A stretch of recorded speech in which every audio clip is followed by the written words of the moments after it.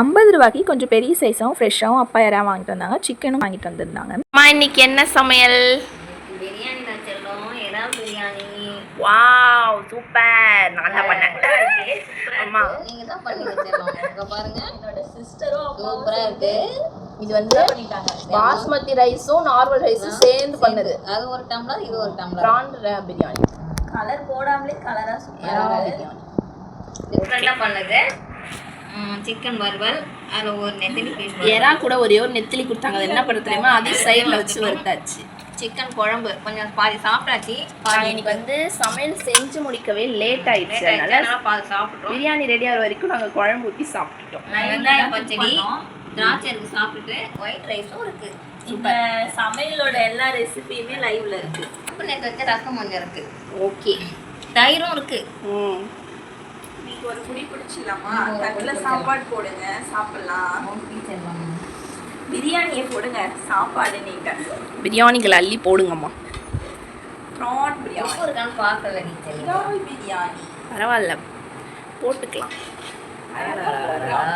சூப்பரா இறாக்கெல்லாம் கொஞ்சம் போட்டு சிக்கனும் வச்சு கொஞ்சம் லைட்டா ஓரமா கொஞ்சம் நேரம் சிக்கன் குழம்பு ஊற்றி.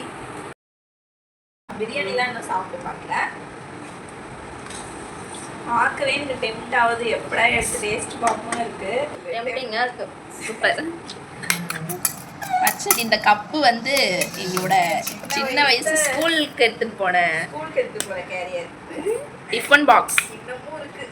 குட்டியா அதுல இட்லி சட்னி எடுத்து போனது ஞாபகம் இருக்கு. தக்காளி சாதம் எடுத்து போனது ஞாபகம் போதுமா? இருக்கு. ரைட்டா?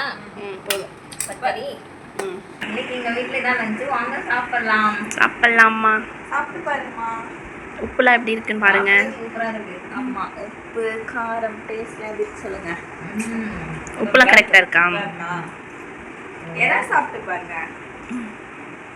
சிக்கன் உப்புலாம் ஏறி இருக்காமா இறால? நாங்க வந்து டிஃப்ரெண்டா குக் பண்ணிருந்தோம். எல்லாமே இருக்கு. இன்னைக்கு காரத்தூள் இல்லாதனால நாங்க வந்து காஞ்ச மிளகாலாம் அரைச்சு போட்டு காஞ்ச மிளகா, பூண்டு, இஞ்சி பூண்டு எல்லாத்தையும் ஒண்ணா அரைச்சிட்டோம். அது ஒரு டேஸ்ட்ல சூப்பரா இருக்கு. குழம்பு எல்லாத்துலயுமே போட்டிருந்தோம். அங்க அதோட இது சூப்பரா. ஆமா, நண்டு குழம்பு மாதிரி இருந்துச்சு. எங்க அம்மாக்கு பிடிச்சாலே சந்தோஷம் தான்.